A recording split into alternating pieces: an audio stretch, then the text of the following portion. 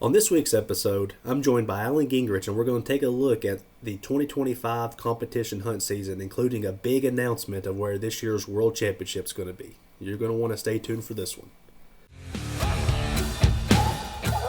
You're listening to the UKC Hunting Ops Podcast, celebrating hunting dog heritage, competition, and community.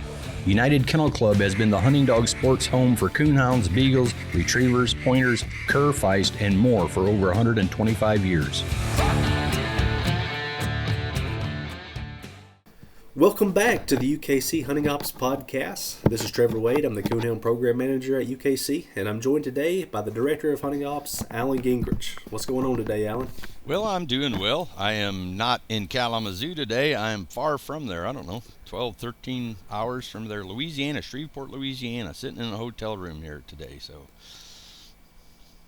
yeah, you went down there for a big event that never been to before. that's right. The Super Retriever Series Crown Championship is held down here this whole week, and so I came down on Monday already, and it kind of kicked off on Monday night, and it runs throughout the whole week. But it's a lot different. I say a lot different. You know, it's different for sure.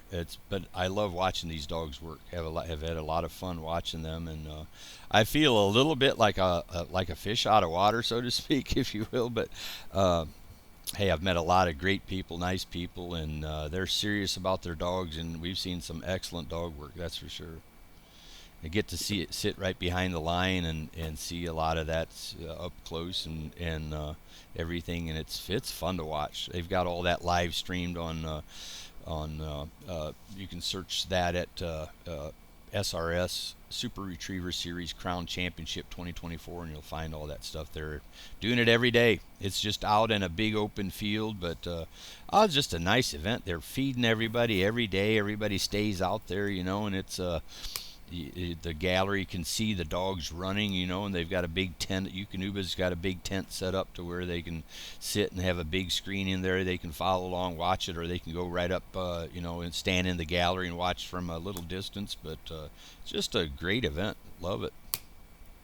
Yeah, one good thing about it, we were talking about a little bit before we started recording, you know, you're out there, you know, supporting UKC, looking at different stuff, but also, you know, you might see some things there that might influence how we do some of our major events on the Coonhound, Beagle, cur feist side of things. So yeah, interesting to see how it translates. Hey, if you keep your eyes open, you will see things. You can learn things, you know, that may or may not work, this or that or whatever, you know. But yeah, that's always a good thing, I feel like, and I like doing that. You know, pick up on some things that hey, we should try this in some of our other sports that may improve. So, yeah. Absolutely. Well, man, today it's been a while since we taped a new episode. I think we did a really good job this summer. We did some.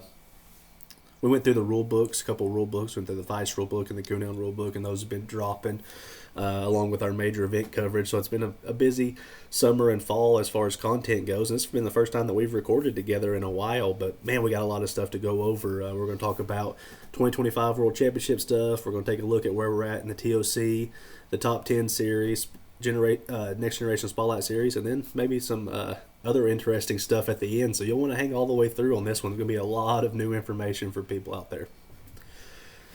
And the very first thing is something that may shock some people. You know, it was something that we started talking about this year while we were at. You know, we tinkered with the idea before and never really much come of it. And this year we kind of really got the ball rolling on it, and we are moving our World Championship finals date. The zones are going to be on the same weekend, so we're still going to have Labor Day weekend, Autumn Oaks, skip a weekend. We'll have the zones, which is going to be September 12th and 13th in 2025. And then instead of the next weekend being the World Finals, we're actually going to skip another weekend and then go into our World Finals, which is going to be on September 25th to 27th next year. So that's the first time that's happened. The zones have been going on since 1988, and they've always been on consecutive weekends. But, you know, we were able to talk to some clubs and some associations who that might interfere with, and we were able to get some stuff moved around, and we were able to make it happen. And I'm actually really excited about this move. Well, it helps us. To begin with, we've had a kind of a conflict with another registry with PKC on this. They have, I don't know how many years it's been now. It's not been that long, but their fall championship has moved on top of our world finals the same week. So that has really complicated it, probably more so for a lot of the hunters that like to do both, want to compete in our world championship, that also have a dog maybe in their super stakes. And I'm not sure how long that's been, but it's also complicated other things, not just for the hunters that want to do both, but also when we're too close together. This last year was another good example of it. Both events were being held in Illinois, and we didn't get on top of each other in terms of guiding places really or anything. That wasn't the issue, but it really took away from some of our judges that we could have probably been able to get, for otherwise. And I know hunters have kind of made, every year when it comes around, they make a deal of it, and hey, I feel like we've been pretty good working with other registries and staying off their major events, and this one is, I think we can make a good argument. You just mentioned it, 1978 is when it first started, but 1988, we've had this date since 1988, so it's kind of, won't go into it, but hey, we looked at it, that weekend seems to be the only weekend they can use, I guess. I don't know, but we'll leave it as such. And so we kind of looked at, maybe we will just have to consider changing it, and I think there's actually some good that has also some positive that can come from us changing the date that will also work good for us. So that's what we're doing here. There's now going to be a week in between the zones and the finals. Yeah, having that week between, and we've kind of gotten used to that now with the Tournament of Champions. It's actually really nice to have, otherwise the zones on Saturday night, we don't get to finalize those lists until in the wee hours of the morning, 7, 8 a.m. You just got to sleep Sunday a little bit. By the time Monday rolls around, you got to try to get lists posted and get stuff over to media, and then we got to leave by Wednesday in most cases. So the turnaround's really short. Any little hiccup that can happen can almost set you back a little bit. And having that week to spotlight the top 108 and make sure we got all our ducks in a row, and maybe we can get better graphics and build better things by having this extra week. I'm not opposed to that at all, but I think the biggest plus to this, besides our procedural side of things, is going to be that hunters no longer have to choose between their super stakes and their world, and if they make it to the world finals now. So yeah. I'm super excited that we were able to make this happen. So long as they don't just stay on that date. Shane Patton, stay on your date. There you go. Hey, that's all in good poking at him a little bit, but yeah, hopefully that'll work out for them, for us, for all the hunters and everybody involved. There's probably going to be some little things that come up that, like, doggone it, one of the biggest things that I can think of is maybe females coming in season in between, and that just stinks, but that's, if that happens, but that's always a thing with females, but outside of that, I think there's also a lot of good that can come of it. And I think even more so with the advent of us live streaming and doing more things electronically and on social media, it allows us, it gives us more time, and you're right, it will help us a little bit in that regard, give us more time. And I got to give before we move on to talking about locations for next year, I got to give a shout out to the Kentucky Houndsman Association. Looking at the major events calendar on that weekend, the only major event that we had on our major events calendar was the Kentucky State Championship, which, man, that's one of the premier state events of the entire year. It's a great association. They do a good job. They hunt 160 dogs over a weekend there, and they were able to, Doug Johnson, his board of directors, his officers, I called them, talked about the specifics of the move, the reason we were wanting to make the move, and they made a quick decision, and they supported our decision, and they're going to be going up a weekend, and there's a Friday Saturday event, so without having a Thursday event, hopefully the Super Stakes thing doesn't affect them as much. They're always going to be in Kentucky, so they don't have to worry about going to Illinois or Missouri or somewhere close to where that might be at. So man, I really appreciate the Kentucky Houndsman Association for for working with us on that move and helping us make that happen. Yeah, and there you go. Some of the hunters that have dogs in the finals, they need that weekend to stay fresh and keep their dogs warmed up or whatever. Why, there you go. Go to Kentucky. That's right. So now let's talk about the finals location. We would have loved to have it out before now. Ideally we'd have it out at the World Finals this past year, or in 2024 for the 2025 location. Obviously, we were talking about date changes and things, and we wanted to wait till we get stuff in writing because you never know what can fall through or what can happen. But now it's signed, it's sealed, delivered. Where are we going? And the 2025 World Championship is going to be in Portland, Indiana. There we go. For the second time in the history. Love it. That's a good location. We've been there before. Matter of fact, that was my very first one in 2005, going to Portland, and love that. Good facility, great hunting around there, and a good club. Yeah, one of my first events was there. It's at the Jay County Fairgrounds, I believe it's called.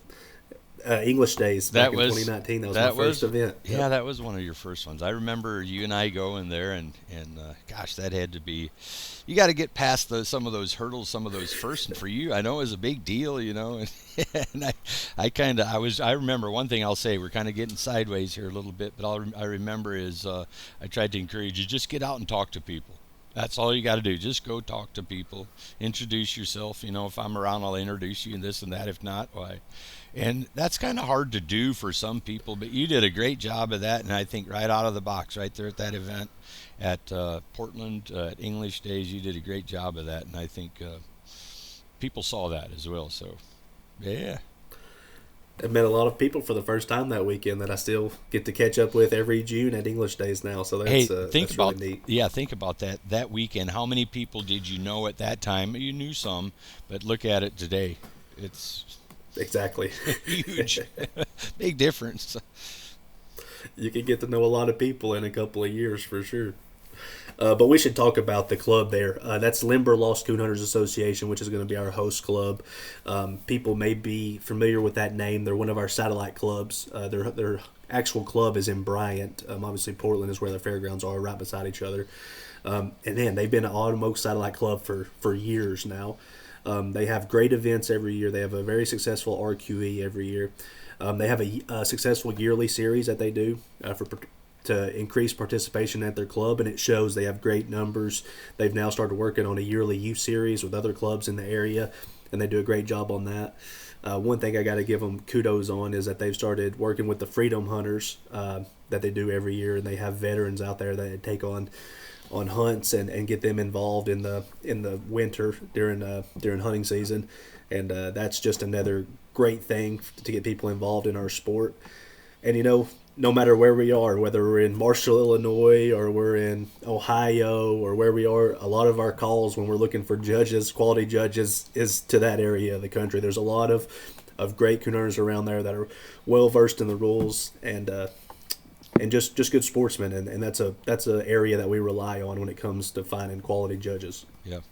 Hey, one thing I will add here, Trevor, is for those that have been at the fairgrounds there, they've had not just our event, but they've had other breed day. You mentioned English Days on your first trip to town, I guess, so to speak, but they've had Walker Days, a lot of other events there as well.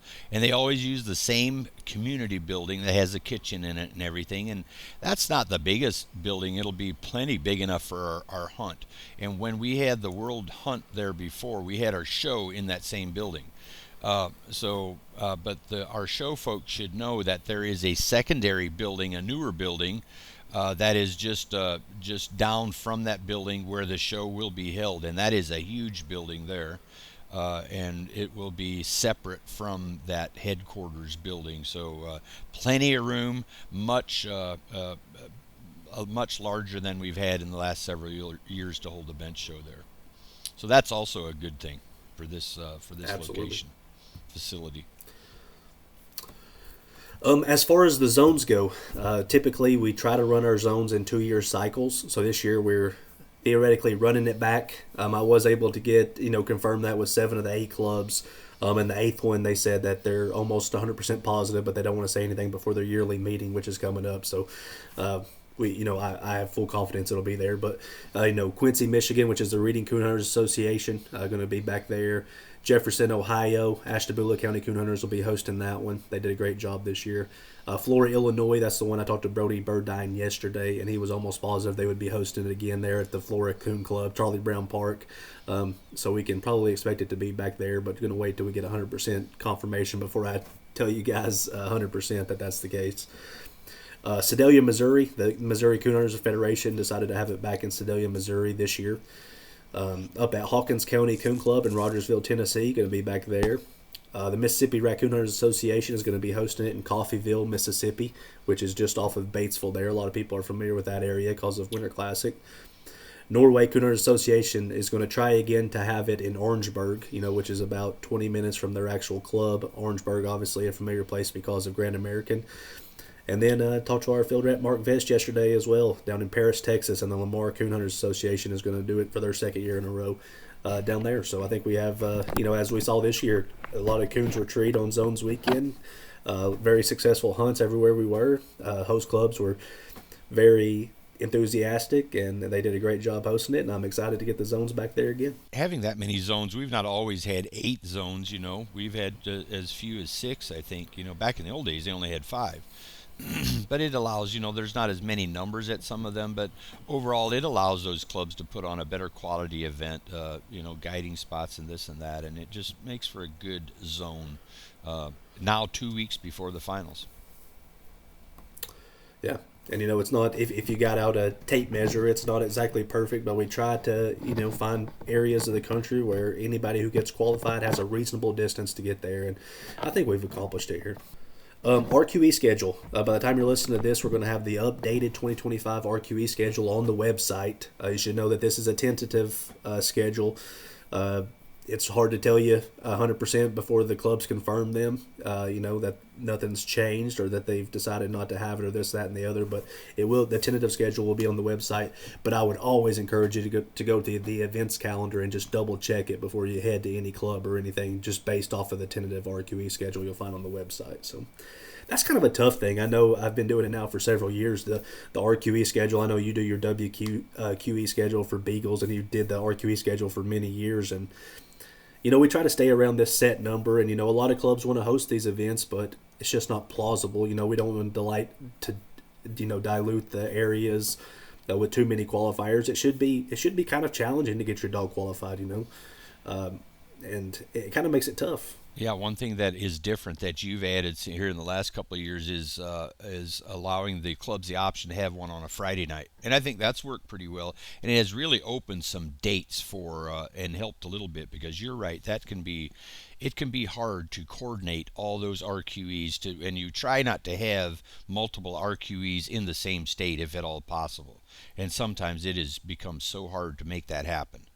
For clubs, there's a lot of things in play, that you got to look at as far as date conflicts and this and that, so don't want to have an event that is, our number is kind of 100 or 100 miles, that's a little bit flexible depending on when and where, but outside of that, it can be a tough thing. And it's the other tough thing, probably the toughest thing, is when you really want to try to help clubs out. You have a club that really, really wants to have one. You really appreciate that, but you just don't have a slot for them.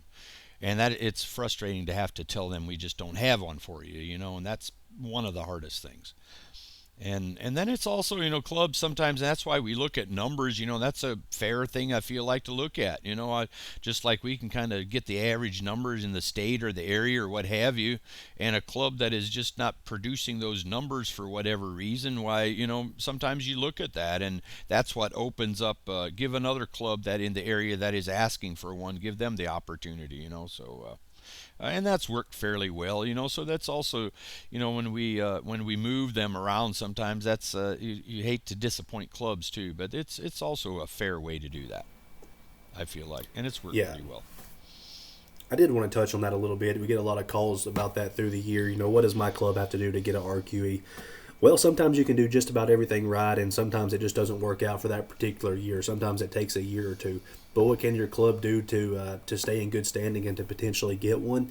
Like you said, having good numbers is important. It shows that you have the initiative and you're trying hard to draw people into your events, trying different things possibly to get people out there, and that you have the support and consistency to hold a good qualifying hunt. Another thing that people might not think of is getting those reports and the money in a timely manner. If we always have, Lacey and Lex either processing reports for us, if they're, earmarking clubs that they're constantly having issues getting reports from in a timely manner, that makes our jobs difficult because we have those people who are earning wins at those events calling us and chatting us and emailing us in, wondering where their wins are. And it's really not that hard just to get those in the mail on Monday morning, or even now, just snapping a picture of them and emailing them into the Hunting Ops email there from the club when you're done with it, and you don't have to worry about it again. It's poof, it's done. That's something we always look at. And another thing is location. If we have seven RQEs in the state of Illinois and 5 of them are within a 60 or 70 mile radius in the same pocket, that's not really covering the state well. So we have to take location into consideration. We've got to try to spread around the wealth a little bit and give everybody a fair opportunity to get qualified for the year. So those are just some things that I would look at when I'm looking at RQE requests. And like I said, you can be one of the top clubs out there, and sometimes it might take a year or two to get you on the schedule. Just got to stay, just stay in contact with me and let me know you guys are interested, and hopefully over the years as things shift and change, we can get you on the schedule. Yeah, so you talked about you're working on that right now, so clubs need to already have that in. I always said October 1st, have it in by October 1st. Yeah. I don't know what your date is. Are you still kind of going by that date? Yes. October 1st. So at this point, by the time you hear this, if you want to put in for it, you're going to probably not be considered until for the 2026 season. Yep. Well, let's shift gears. That's covered our... one thing I'll add, it's never too early for a club to put it in. You already start a file, and it gets, like if clubs put in for it now, you would just put it in the 2026 file. So it's never too early.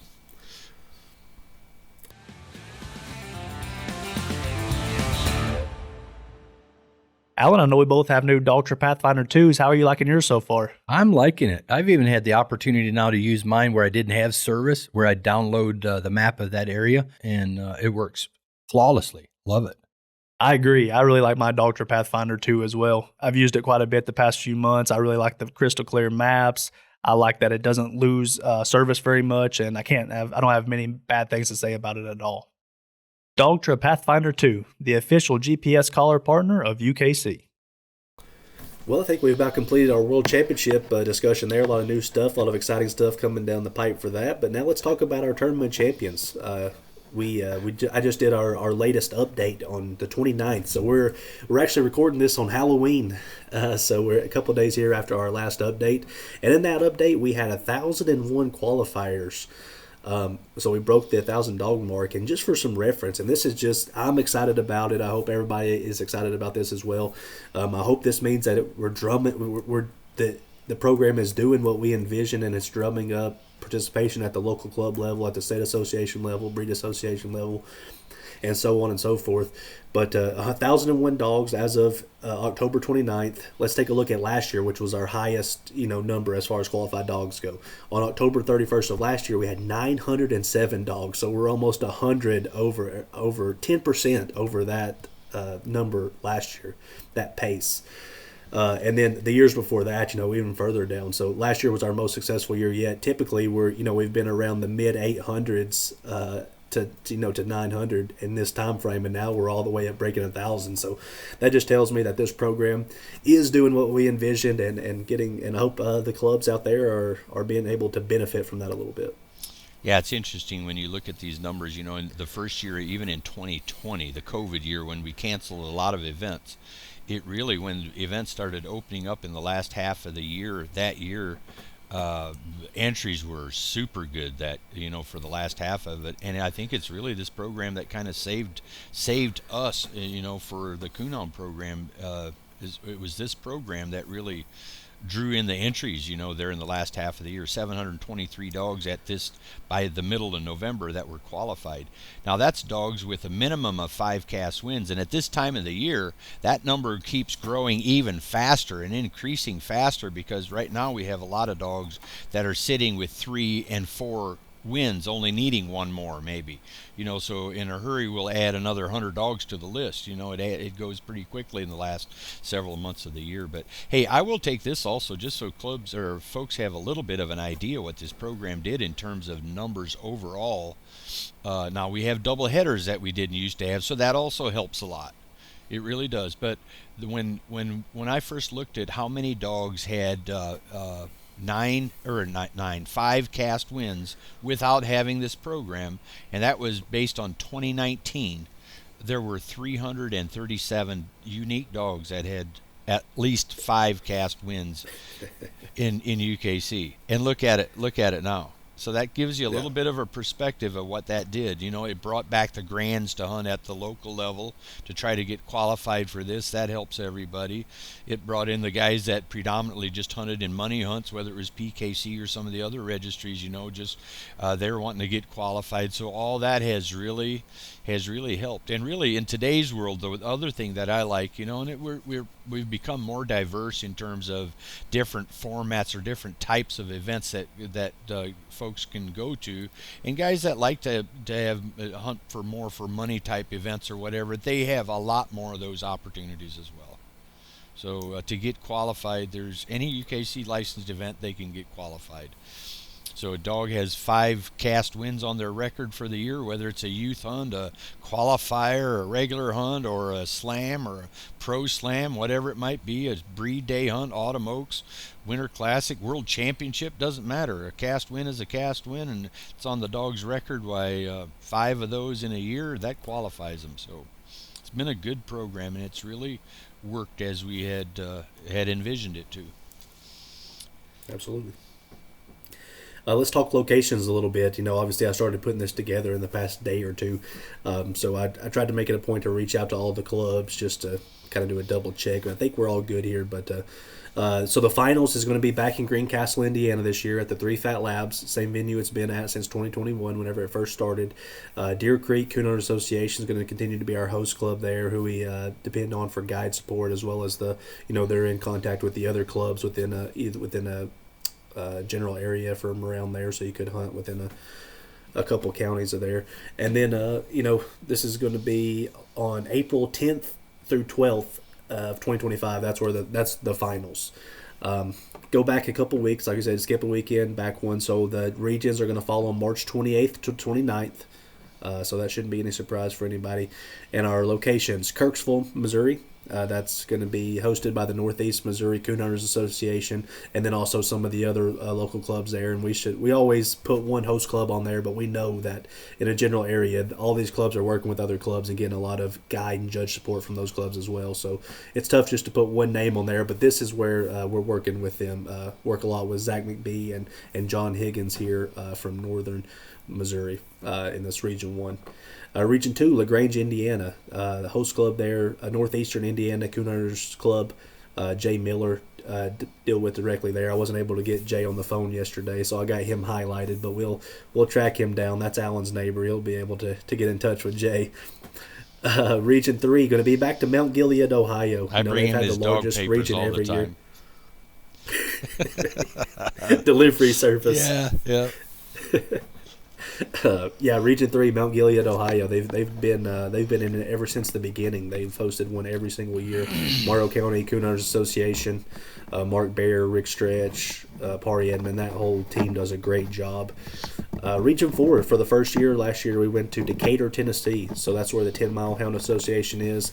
Talked to our good buddy, ex-field rep, Alan Roberts, yesterday, and he's geared up. He's already putting in a lot of work, getting guides in place, and making sure that'll be another really great hunt down there in southeast Tennessee. Region 5, Conway, Arkansas. That's the Arkansas State Coonhounds Association is who we reached out to back at the beginning of this when we were looking for our first region dates. And since then, they've been kind of hosting it for us, even as officers go in and out. And it's been in Conway the past several years. So I didn't get Travis Goodman on the phone yesterday, but I will continue to do so. Last time I talked to him, they were good to go, but that's why just have a little highlight there on them. And then Region 6, I talked to our good buddy Nelson Gibbons down in South Carolina. They're stoked to have it back in Manning, South Carolina. That's the Palmetto Coonhounds Association. They do a great job hosting events. They do a lot of stuff to drum up interest in that area. And he's really hoping, and I'm hoping as well, that they have a really good entry this year because that's a great place to hunt. They're going to put you in great hunting there, and you're going to be able to score a lot of coons at that region. Hey, one thing I will say about Manning, South Carolina, they might not have had as many dogs as we might have expected or they might have expected, but oftentimes that's been the case with a new, whether it's a world zone or something like this, a little bit on the side.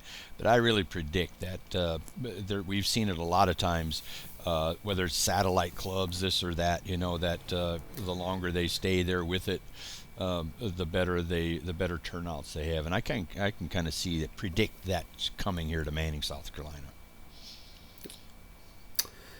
And then real quick to put a bow on this, I thought it might be interesting to we always look at the top cast winning dogs of the year and always seem to do like a top 5 or 10. I kind of decided to do it by breed this time to give everybody a little bit of love, and I thought this might be an interesting way to do it. I know. I saw this on your notes today, and I immediately loved the way you did this here for just the top cast-winning dog for each breed up to this point. I don't know what your date is here, but... updated the list on October 29th, okay, so there it's you go. Pretty up to date. There you go. So. The first one, the Black and Tan Coonhound, and this may drum up some competition between people within a breed trying to get to the top of the list there. But this is Grand Night Champion Hall of Fame McPherson All In Double Deuce. That's a dog owned by Charlie McPherson of Fordyce, Arkansas. And not only does he lead the Black and Tan breed, but he's the top cast winner of the year this year so far with 33 cast wins already. Yeah, that's obviously, I would assume that dog was probably going for his Hall of Fame title, is why he had 33 cast wins in a year and pushing a dog that hard. But hey, congratulations there. That's a pretty stellar year for sure. Just through the end of October. The American Leopard Hound is a dog we've seen at Autumn Oaks. I think he was the national grand for American Leopards. Grand Night Champion 2, Ralph's Crispy Fried Bacon. That's owned by Hunter Sneed of Science Hill, Kentucky. 7 cast wins this year. So, obviously qualified as well. Mm-hmm. Top cast win and blue tick of the year. Grand Night Champion, Lonesome Blue Boy. That's by our buddy John Stieber over in Olney, Illinois. And Blue Boy and John have 15 cast wins this year. Yeah, English. We had 2 of them for the English. Both of them tied with 14 cast wins. One of them is, the first one here is owned by my old buddy Mark Gettner of Kingston, Tennessee. 14 cast wins with Grand Night Champion Main Street Frank. And then Grand Night Champion 2, Blues Amazing Grace, a female that's owned by Trevor Hack out of Marengo, Ohio. Dog is Cone with Thomas Miller, also with 14 cast wins. Thomas Miller is, I'll just say this really quickly, when we were little kids growing up in northern Michigan, Thomas and his family lived right behind there was like a woods separating our farm and his parents. So I don't really remember them. Thomas is quite a bit younger than me, but I remember his parents kind of grew up in the same part of the country, northern Michigan. Small world. Yeah. Small world. Our plot overall cast winner this year, Night Champion Ferguson's Redwood Sassafras. That is a plot female owned by Jeremy and Mark Ferguson and Jacob Coons, and they're all out of Jeremy and Mark are out of West Virginia, West Columbia, West Virginia. They have 9 cast wins this year, so almost double digits there. Yep, Jacob Coons hunting a plot dog there. He just, about 2 weeks ago, as we're recording this, he won our Beagle World Championship for the second time. He's won it first with about 3 or 4 years ago. Came back this last year, a couple of weeks ago in Mountain Grove, Missouri, and won it with a son off of the previous world champion. Yeah, Jacob Coons. He's doing everything. Busy guy right there, I'm telling you. Redbone Coonhound, Night Champion Raging Red Banjo, owned by Coulter Sumter of Whitesburg, Kentucky. 11 cast wins for Banjo this year. Tree and Walker Coonhound breed was pretty competitive. We got a couple dogs with 20 cast wins and a couple more with 18 and 19 each, so it could be pretty competitive going down the stretch right now. But As of October 29th, on the last update, with 23 cast wins and going for the second year in a row with top cast wins, if it can catch the black and tan, as Grand Champion 2, Grand Night Champion Hall of Fame, Swamp Thing Honey. Female owned by Tom Froese Jr. and Stacy Smitherman. And Tom is out of Pawnee, Oklahoma, so he's on a roll again this year. He is. He's taken a lot of pride in all those cast wins he's accumulated with that dog in the last several years. Another category he added here is the crossbred or X-bred Coonhound. That's going to be Night Champion Mojo Money's All Night Preacher. That's owned by Draven Sullivan and Michael Bates of Bentonia, Mississippi. 11 cast wins, and we see Draven with this dog. He's been all over the country with this dog, and some dogs hunting anyways. I don't know if it's always been this one here, but 11 cast wins for him, and good guy and a solid hound right here, crossbred dog. Mm-hmm. Oh, and to put a bow on TOC, we'll talk about a couple dates you need to know, because I know we're getting down to the nitty-gritty of the year now. You talked about it. 5 licensed cast wins at UKC events from January 1st to December 31st. That's what you got to do to qualify for next year's Tournament of Champions finals. After December 31st, the hunting ops team, we typically take the month of January to get all the hunt reports in from the end of the year there, get them processed, finalize our list, and then there at the beginning of February, we're going to get out your invitations with entry information, location information, all that good stuff, as well as a nice little certificate of achievement you can put in your records, and we'll send that out 1st of February, and entries will open then online around that time. It's online entry only. And typically the deadline is around the second week of March, but we'll wait for those invites to go out before we post that entry deadline for you guys. Yep, and we get the question quite a bit, Trevor. The ladies do up in the office, we do, that they didn't receive anything, that they're qualified, after they got their 5 cast wins. And again, here, they won't get an invite from us until everybody gets them at the same time, like you just mentioned, at the 1st of February. Next year is when everybody will get them. So if they have questions, they can always do a points check to see where they stand, how many they have, make sure we have them all. Or the other one is where you run your monthly standings or the list of dogs that are qualified. And folks should also realize, just because if you qualified last weekend, you probably are not going to make this month's list. Because you run it, the report may not be in, it might not be on yet, what have you. So don't flip out if your dog's not on the list exactly when you think it should be. It's probably a time thing where the standings or the query was ran before that last win was processed. But usually if that's the case, it's just a matter of the next month it'll show up on the next month's standings. Exactly right. Exactly right. So let's shift gears now. Top 10 series. And as we're sitting here right now, today is the last year of the series year. And there's no shows today. I went and double checked. So it's over. Last weekend was the last weekend where you could accrue points towards this year's top 10 series standings, which ran from November 1st, 2023 to today, October 31st, 2024, as we're recording this. What we're working on now, I've already been talking to Lacey, and obviously we had some events just in the past several days, so we're going to give those about a week to get in here so we can get them, the event show reports in and processed, take a look at what we're missing, try to reach out to some clubs. And the date that we have published on our top 10 standings online is to have that all finalized by the end of December 31st. Typically, we have it done a little bit before that, but we give ourselves a little bit of leeway, and the invitations are going to go out in the mail that first week of January. And again, could be sooner depending on some things, but we give ourselves till that date. And obviously, if you're familiar with that program anyways, and you've done your research on it a little bit, that top 10 show for all the dogs who make it in the top 10 are invited is going to be on Friday, February 7th in Batesville, Mississippi.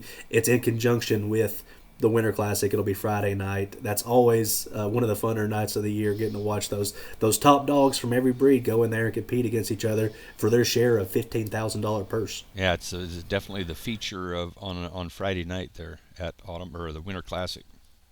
It's a fun thing.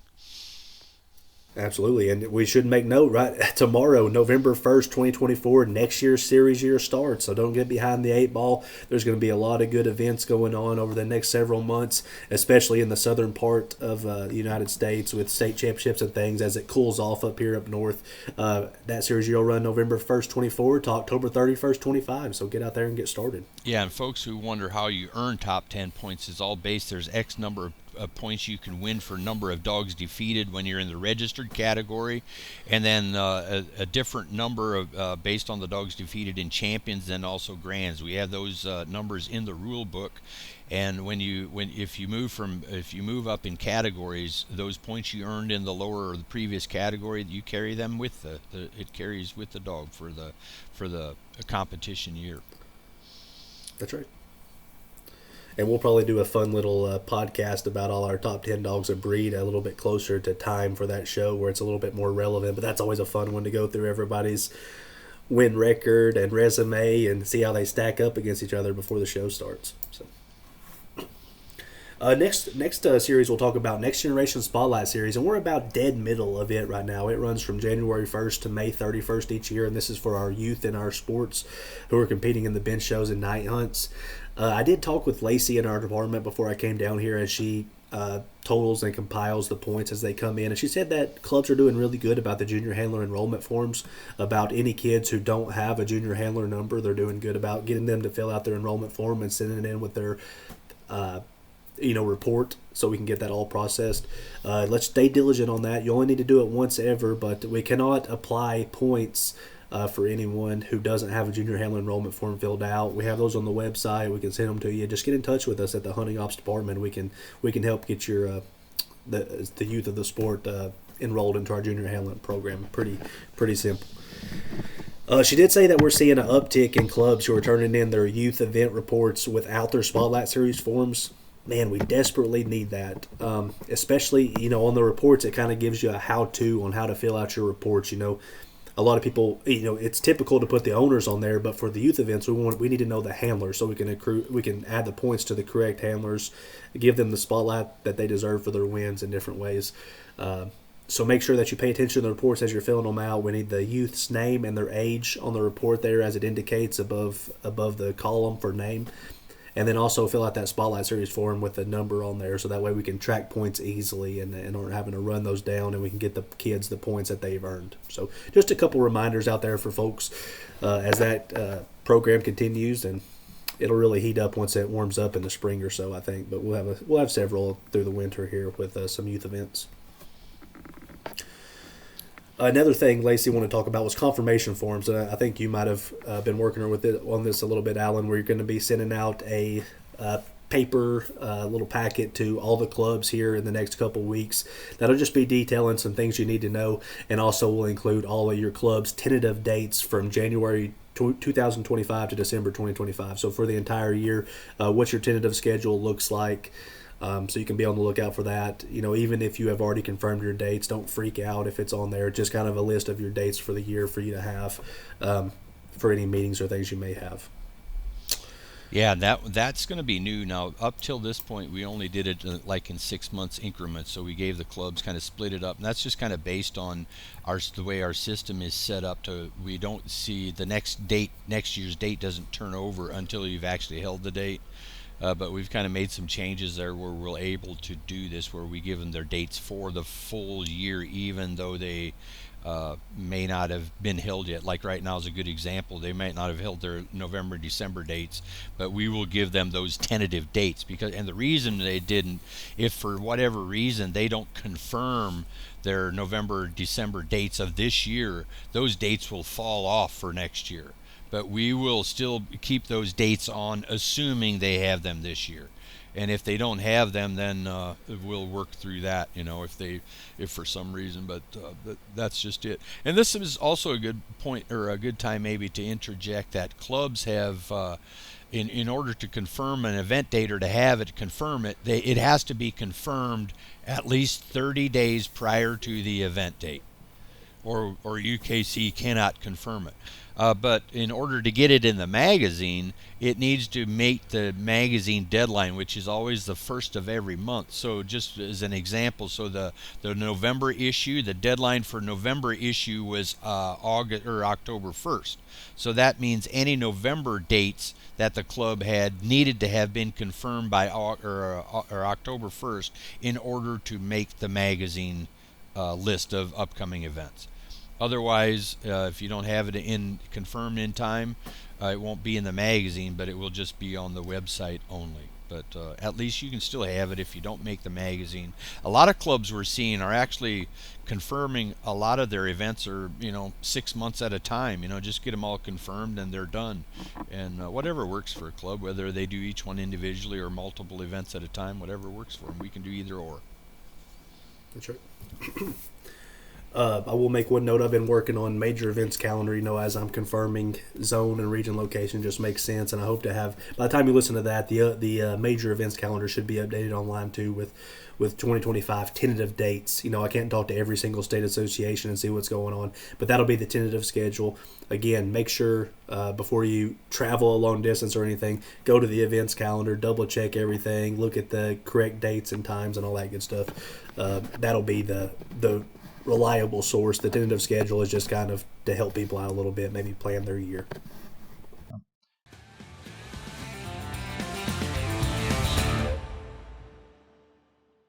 With Eukanuba, I've found digestibility is as good as it gets.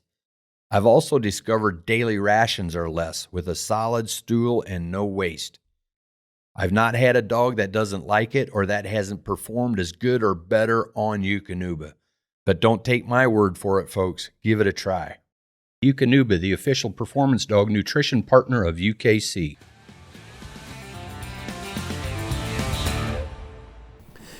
And then I think here to conclude, we're going to talk about we're going to talk briefly about some exciting things we have coming down the pipe. A lot of times, we've changed a lot of stuff over the past several years to try to make things more efficient.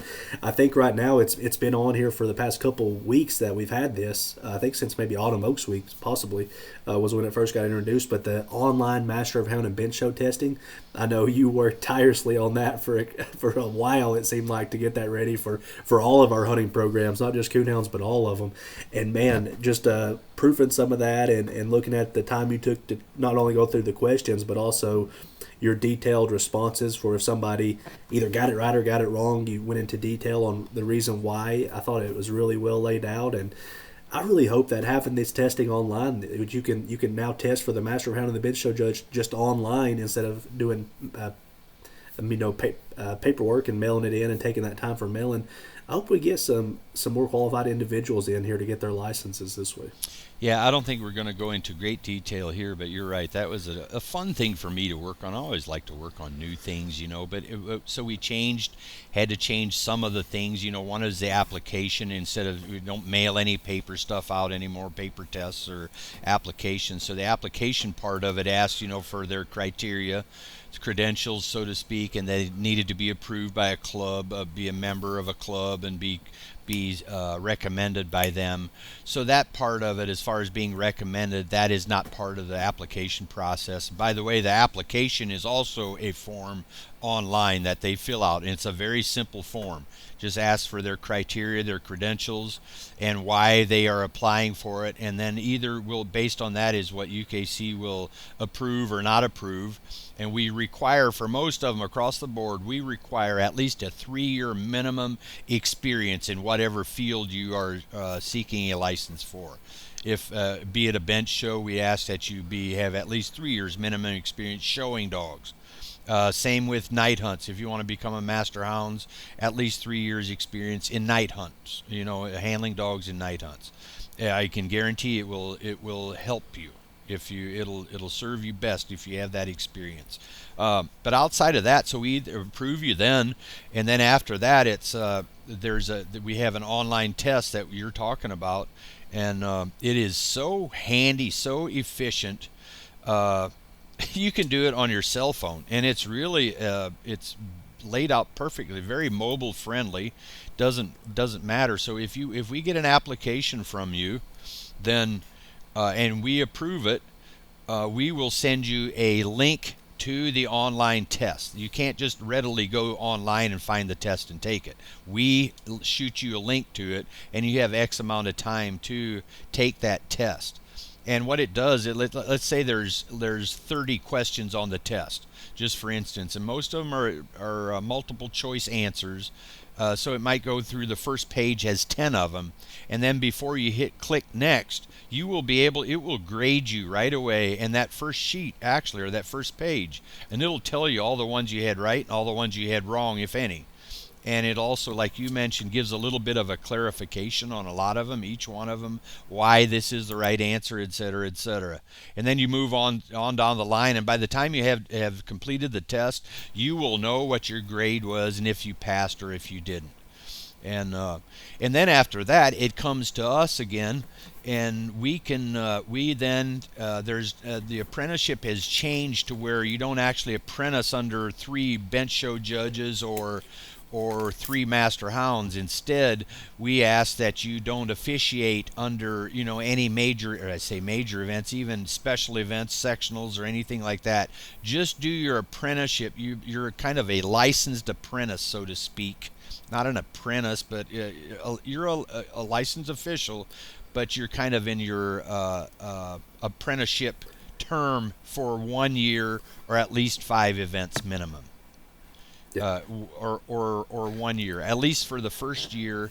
That has to have at least 5 events. So in other words, if you've only done 3 in the first year, you need to do 2 more before you consider doing a state show or something like that. And I think it's a great way to do it, So, but really, the other thing that it really speeds up the whole process. If we give, for instance, if you send in an application, you will probably get within 2 to 3 business days, you will get an answer from UKC whether you were approved or not. And if you were, we can shoot you the link, and if you do it or take the test right away and pass it, sometimes we can have you licensed within a week. If everything, if you were to send one in on Monday or on the weekend send one in, Monday we'll have it, Monday or Tuesday. Won't always be the first business day, but it's pretty fast, much faster than the previous mail process. So, but yeah, we didn't really make an official announcement. I alluded to it at Autumn Oaks and a couple other events maybe that, but for the most part, folks have been using it. I think they just found it on our website. But I'm sure you have it made some notes where you can find it. I think it's on the forms and fees section of our website. When you go to UKC website and then go to hunting ops, and then from there you're going to have the different disciplines, whether it's coonhounds or different categories, whether it's coonhound, beagles, cur, feist, or what have you. In this case, click coonhounds, and then from there you'll see a list of all the different categories they have in forms and fees. It's in that list of event items, I guess, or event related items, where you're going to find the application, and that's you fill that guy out, and there you go. And not only this, I will add this process will allow us to do so many more things, I feel like. So if you take the test, let's say you take the Master Hounds test, you now go in the group of folks that took the Master Hounds test, and if we want to send something to Master Hounds, we can now hit that group and send it to every Master Hounds so easily with that email address. That is, just send it to that group, and it's a great way for us to communicate with our licensed officials outside of letters. It might be a letter, but you'll get it in email form or what have you, and we can just eliminate the mail that is just not very reliable these days.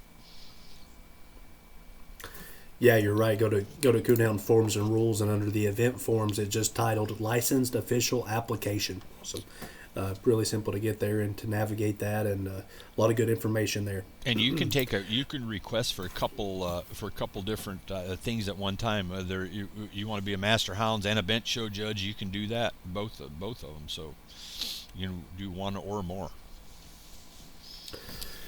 And that's not where it stops. They've got a lot of other stuff that I've been working on the past several weeks that are going to really help clubs be more efficient and to really help out our officials and clubs that you've been working on. Hey, Trevor, let me add one more thing to that. If you pass or if you are approved to take a test, the best advice that I can give you is slow down. It's almost so easy. You have your choice of answers here.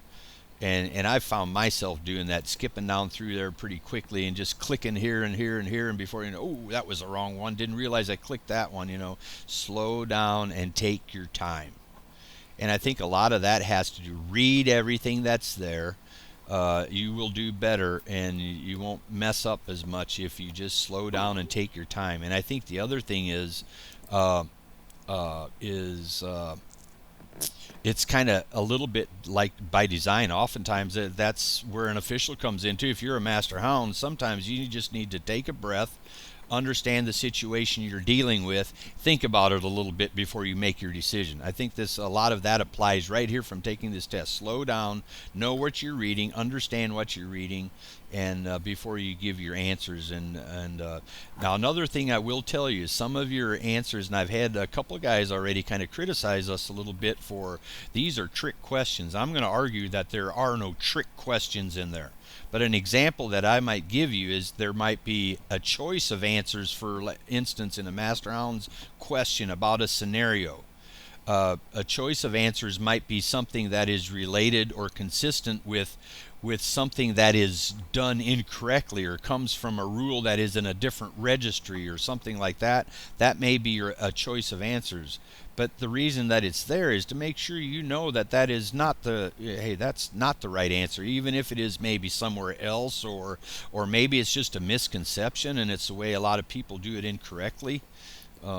You will see some of those, so don't be fooled by some of those, and just get your rule book out. One of the other cool things that it has, when you start taking your test, there's going to be a link there that you click on that will take you right to our rules, to our online rule book.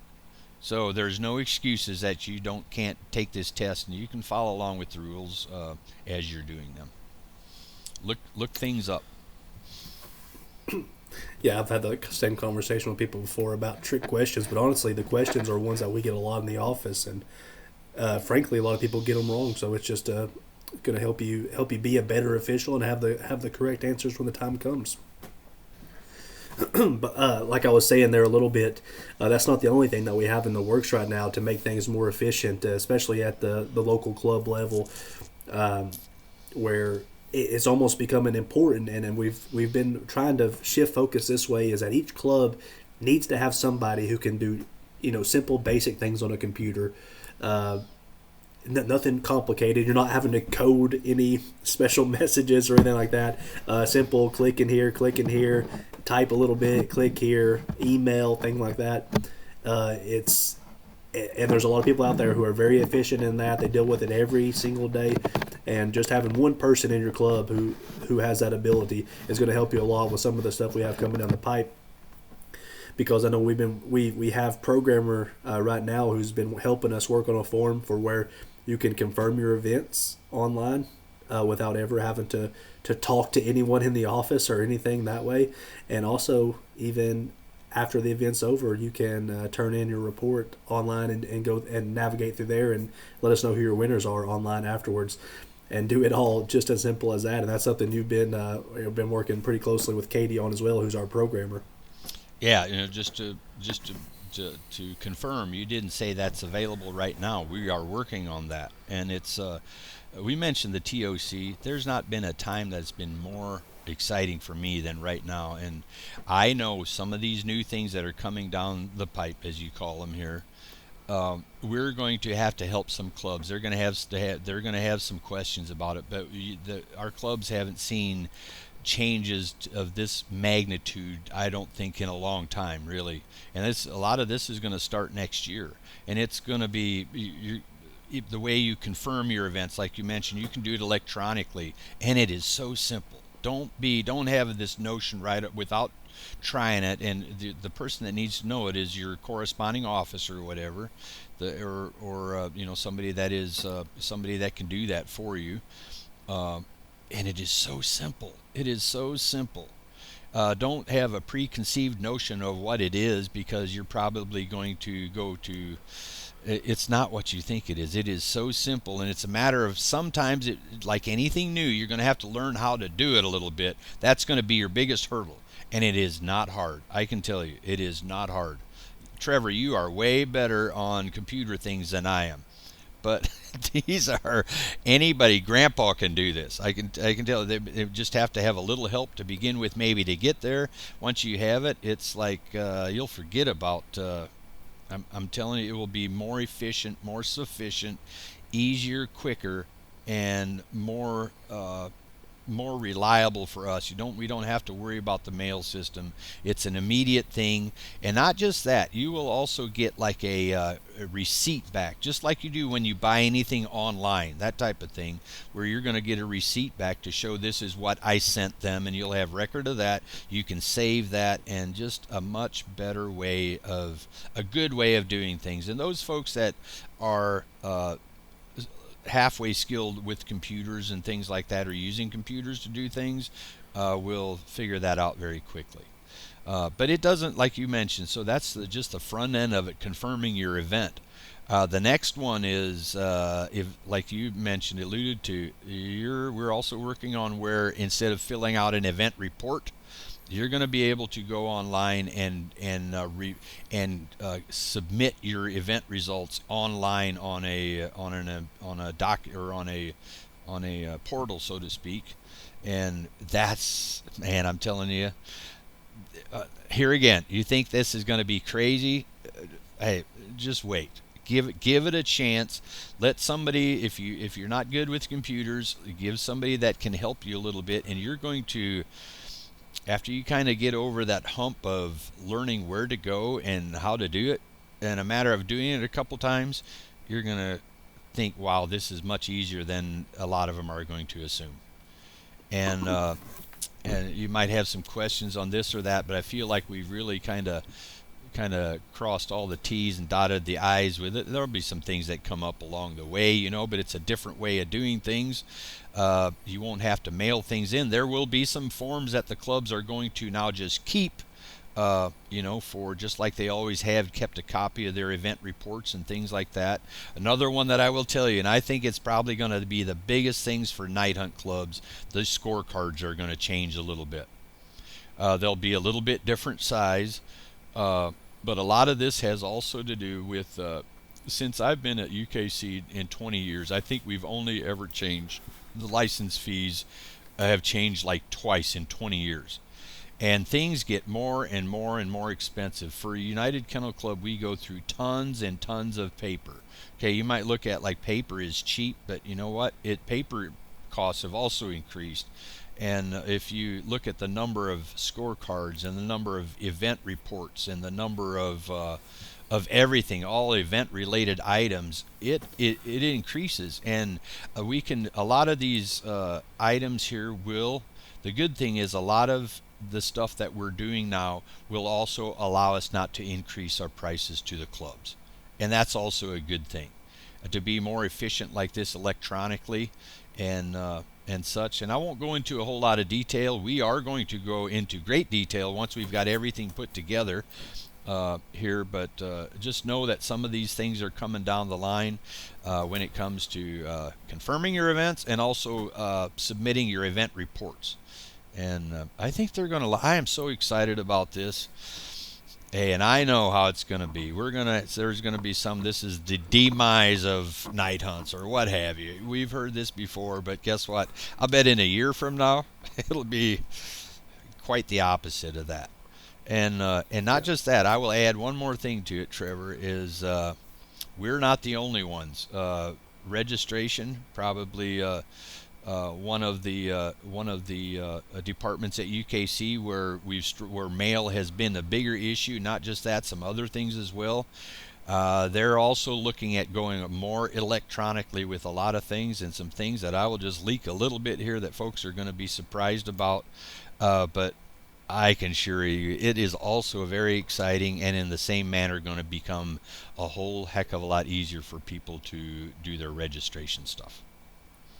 That's all I'll say about that. Alert. Yeah. Spoiler alert. Yeah. No, I was so excited That's when I've seen some of that stuff that's coming, and it's going to come, I think, sooner rather than later. So, hey, all I'm going to ask, Trevor, is for folks to be, before they form an opinion without seeing or knowing anything and this and that, and I guess we can always assume things.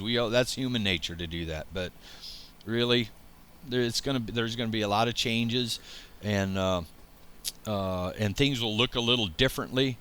But I think in the end of it, they will be very efficient and easy and work well. And now that doesn't mean when we get to, let's say, the Grand American, for instance, one of the first events next year, that's probably hunters, people aren't going to see any difference there at all. They're probably still going to be using the same scorecards, but it's at some of those events that you and I, if we're there, we'll be able to walk folks through or answer any questions that they have. But probably before that, you will see some more in-depth, whether it's a podcast or probably more of a YouTube how-to type of education on some of these things that are coming down the line. But for now, that's about all I'm going to say about it, other than, like I said, since the TOC, I don't think I've been any more excited about some things. And it's been fun working on these items. Yeah. Hey, best part of all of it is that, UKC's made a concerted effort, and you've made a concerted effort to do things that will keep costs down for our clubs that are already struggling to make ends meet. Where raising prices could have caused them to, close the door altogether. And we're trying to do things here that are very simple to help you out. And I just made a little note here that I thought I cracked myself up a little bit. But I've tinkered around on these systems before, and I could have by the time I get on Facebook and make a post, I could have already put a 4-dog or a 16-dog hunt report into the system. So you don't waste your time going. You would have already had it done by the time you got on there and put a big complaint on Facebook for everybody to see. But we have I can envision us doing a lot of how-to type videos and kind of walking through people through this on our YouTube pages and things like that. So stay tuned. We'll be with you guys through it all. It's going to be some fun things coming. We're all very excited, and it's going to help us all get up to code and up to snuff, and we'll be ready to rock with it. And you guys will know all about it once we get it all done. Can I leak one more thing, Trevor? Keep leaking. Keep leaking. Hey, entry forms. So you're not going to see the little entry stickies that we used to use. And don't freak out again here. There's got some things figured out with that. Instead, your entry form is going to be a regular full sheet of paper. And with that, you will be able to, it will include, you fill out your dog's information on it, the owner information and such, and the one part of the sheet then it also eventually will become part of the event report. If you win your cast, let's say in a night hunt, the official will put in the score that your dog had, will sign off on that, the date of the event, and if you want a win receipt, that's something you can take a photo of. I'm just kind of leaking this out here, but here's the good thing about this. If you hunt or show in a lot of events with multiple dogs or the same dog, you will be able to fill out one of these, save it for each one of your dogs that you're competing with. You can print these guys off, and you don't have to fill out another event entry sheet. You already have it. You can carry it with you. If you don't have it, the clubs will have it to fill out there. Or you can just handwrite it, fill it out, make copies of it. But it's some things like that will also make it easier for you if you just sit down and fill a couple out for some of the dogs you're competing with, and you always have it. And I think to begin with, that sounds like a little bit, but how many times are we sitting here on our computers and on Facebook, or reading this or that, doing this and that, and in a matter of 5 minutes, I can do a good number of my dogs get entry labels set up for each one of them, that I just save them, and every time I need more, I just print off more and I stick them in my truck or my event folder or whatever I have, and I don't even have to fill out an event report or event entry anymore. I just grab one and go in, and here you go. Here's my dog. Yep. It's going to look different, is what I'm saying. It's going to look different. For sure. Yeah. So like we said in the introduction, a lot of new stuff on this podcast. A lot of the new innovative stuff happening in our department. The World Championship final date change. We got the World Finals location. A lot of exciting stuff going on in the hunting ops world, and in this episode we're talking about specifically the Coonhound world. And hopefully you guys are ready for some of this stuff. You know, we got another couple months of hunting season. I know hunting season's just opening in a couple of states, and before you know it, Grand American will be here, Winter Classic, Tournament of Champions, and we'll be full steam ahead in 2025. And the UKC Hunting Ops Podcast will be your one-stop shop to get all the news you need. So we'll catch you next time.